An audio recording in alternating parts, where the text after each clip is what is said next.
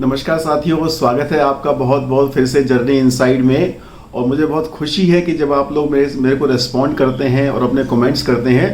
पिछले एपिसोड में मैंने रिक्वेस्ट करी थी कि अगर आप किसी टॉपिक के बारे में बात करना चाहते हैं और चाहते हैं कि मैं उस पर कुछ डिटेल में बात करूं तो आप ज़रूर लिखिए।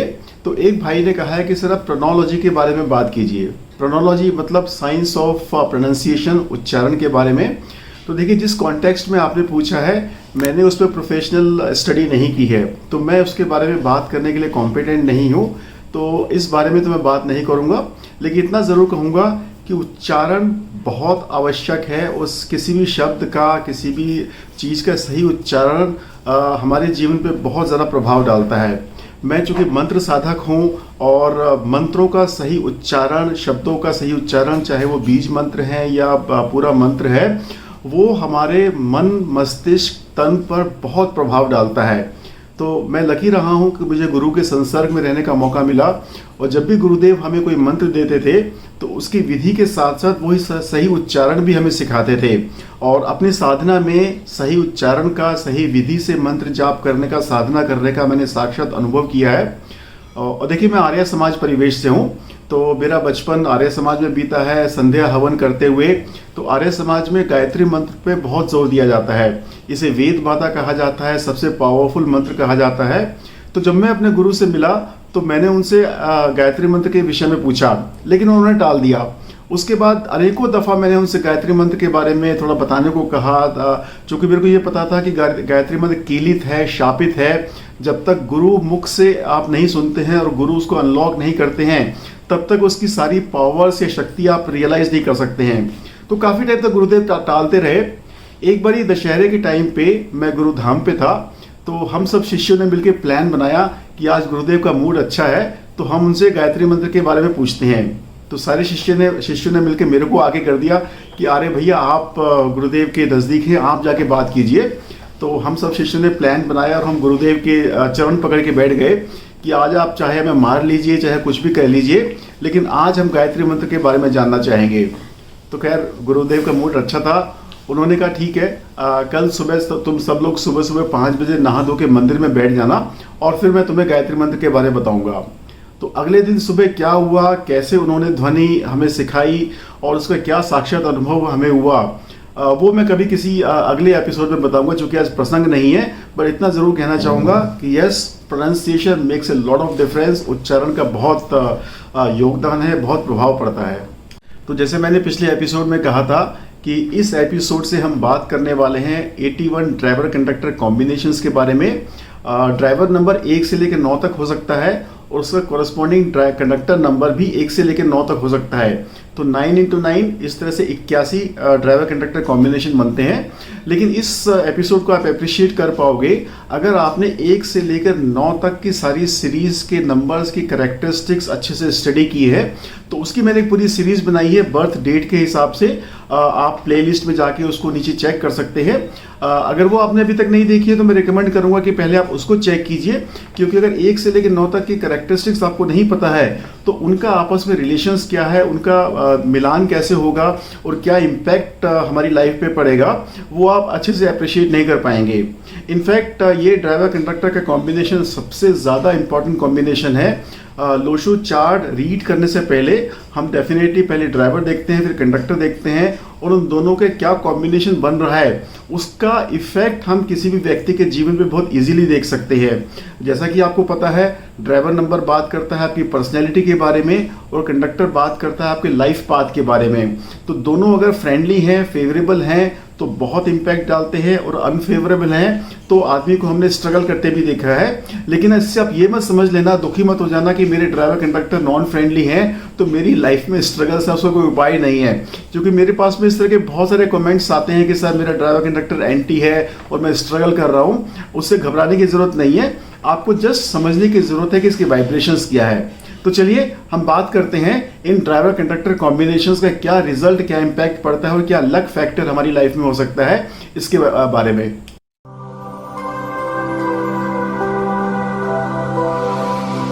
हे गाइस, मैं राजीव, आपका पर्सनल कंसल्टेंट, और मैं आप लोगों की हेल्प करता हूं आपके लाइफ के पर्सनल चैलेंजेस को सॉल्व करने में।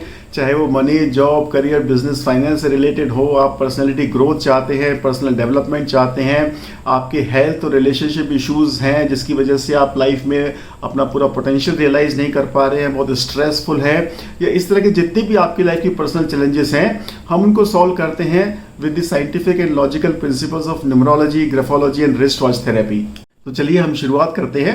सबसे पहले लेते हैं ड्राइवर नंबर 1 या मूलांक नंबर 1, और साथ में उसको कॉरस्पॉन्डिंग नंबर भाग्यांक नंबर या कंडक्टर नंबर 1।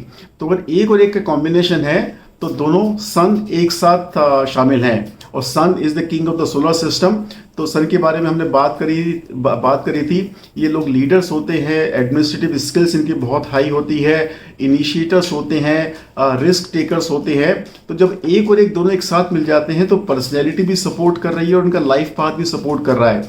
तो ऐसे लोग जिस भी किसी फील्ड में जाएंगे हमेशा टॉप ऑफ द पोजीशन पे रहने की कोशिश करेंगे। Administrative line, business line, startups line इनको बहुत ज़्यादा सूट करती है। या अगर ये जॉब में भी है तो भी एचओडी पोजीशन पे आना चाहेंगे। और लक फैक्टर इनका 100% है। इनका लाइफ पाथ नंबर भी इनको सपोर्ट कर रहा है और पर्सनैलिटी नंबर भी सपोर्ट कर रहा है। So this is one of the best combinations to have. मेरे अपने बेटे का नंबर डीसी कॉम्बिनेशन 1-1 है, तो मैं उसकी लाइफ में देखा हूँ वो हमेशा बहुत ज़्यादा इनिशिएटिव लेता है, बहुत ज़्यादा हार्ड वर्क करता है, रिस्क लेने से नहीं डरता है, नई चीज़ों को एक्सप्लोर करने से नहीं डरता है। So this is definitely one of the best numbers to have. Next, अगर ड्राइवर नंबर 1 है और कंडक्टर नंबर 2 है, अब देखिए 1 किंग है, 2 क्वीन है, अगेन दोनों फ्रेंडली है, बहुत अच्छा कॉम्बिनेशन है। लक फैक्टर मैं यहाँ पे कहूँगा 80% है। लेकिन 2 नंबर चूंकि थोड़ा सा वीक नंबर है, इमोशनल ज़्यादा होते हैं, इमोशनल अप्स एंड डाउन्स इनमें ज़्यादा होते हैं। तो यहाँ पे थोड़ा सा इनको ध्यान रखना है कि अपने इमोशंस को कंट्रोल करना सीखना है। हालांकि इनिशिएटिव्स ये भी लेंगे, लीडरशिप क्वालिटीज इनमें भी बहुत ज़्यादा होगी, लेकिन जहाँ पे प्रोफेशन आएगा वहाँ थोड़ी सी ये गड़बड़ कर देते हैं because of their emotions, because of their indecisiveness, या इनकी प्लानिंग अच्छी होती है लेकिन एग्जीक्यूशन उतना अच्छा नहीं हो पाता है। तो अगेन एडमिनिस्ट्रेटिव लाइंस भी इनके लिए अच्छी है। या 2 नंबर के जो प्रोफेशन है, अब 2 नंबर चांद या मून रिप्रेजेंट करता है लिक्विड को, सिल्वर को, तो इससे रिलेटेड प्रोफेशन इनको बहुत ज़्यादा सूट करते हैं। But nevertheless it is a very good combination to have.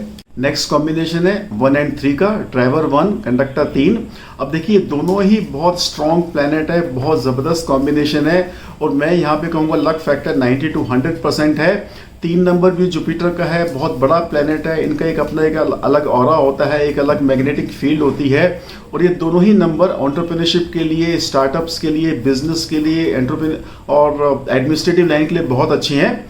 और 3 नंबर चूंकि जुपिटर का है, तो जो भी जुपिटर के गुरु के प्रोफेशन है, टीचिंग है, ऑकल्ट है, हीलिंग है, इन सब प्रोफेशंस के लिए भी नंबर बहुत अच्छा है। तो again a very powerful combination. ऐसे लोग किसी भी फील्ड में जा सकते हैं, किसी भी लाइन में जा सकते हैं। प्रॉपर्टी के लिए भी 3 नंबर अच्छा माना गया है, बैंकिंग सेक्टर के लिए भी 3 नंबर अच्छा माना गया है। So again a very very powerful combination. लेकिन 1 और 3 के कॉम्बिनेशन में मैं एक बात से सावधान करना चाहूँगा। चूँकि देखिए 1 नंबर वाले भी चूँकि धाकड़ होते हैं, स्ट्रांग होते हैं, पावरफुल होते हैं, तो कभी कभी बहुत ज़्यादा ईगोइस्टिक हो जाते हैं, अड़ियल हो जाते हैं, ऑब्स्टिनेट हो जाते हैं, और अपने आगे किसी को कुछ समझते नहीं है। और 3 नंबर अगेन उनकी भी यही कैरेक्टरिस्टिक्स होती है कि बहुत ज़्यादा बॉसी होते हैं और चाहते हैं कि सब लोग उनकी बात माने। तो ये 1 और 3 का कॉम्बिनेशन थोड़ा सा इनको ये नेगेटिव इम्पैक्ट दे सकता है कि इनकी ईगो बहुत हाई हो सकती है, या ये बहुत ज़्यादा स्टबर्न नेचर के हो सकते हैं, या चाहते हैं कि हर आदमी इनकी बात को माने, इनकी बात को सुने, और फ्लेक्सिबल अप्रोच इनकी नहीं होती है। तो ये इनकी रास्ते में एक रुकावट पैदा कर सकते हैं, अड़चन पैदा कर सकते हैं। तो इनको अपने ईगो को कंट्रोल में रखना होगा, अपने स्वभाव को थोड़ा सा कंट्रोल में रखना होगा, दूसरे लोगों को स्पेस देना होगा, हर जगह अपनी अपनी चलानी, इस टेंडेंसी से थोड़ा सा इनको बचना चाहिए। और अब बात करते हैं कॉम्बिनेशन 1 and 4 की। तो देखिए हमने पढ़ा था कि 1 and 4 सन और राहु एक ही सिक्के के 2 पहलू हैं, बहुत कुछ इनकी कैरेक्टरिस्टिक मिलती हैं, दोनों ही बहुत पावरफुल प्लैनेट हैं, बहुत ही फोर्सफुल प्लैनेट हैं। लेकिन 4 की हमने कैरेक्टरिस्टिक्स पढ़ी थी कि ये लोग रिबेल्स होते हैं, क्रिटिक्स होते हैं, और मुंहफट होते हैं, कुछ भी किसी को मुंह पे बोल देते हैं, लेकिन अपने से नीचे वालों की बहुत केयर करते हैं, सपोर्ट करते हैं, रिवेंजफुल भी हो सकते हैं और बहुत स्ट्रेट फॉरवर्ड होने से ही अपने एनिमीज बना लेते हैं। तो इस टेंडेंसी से इनको बचना चाहिए, इनको प्रोफेशन में बहुत ज़्यादा ये नुकसान कर सकता है। 1 और 4 का combination again very powerful combination है।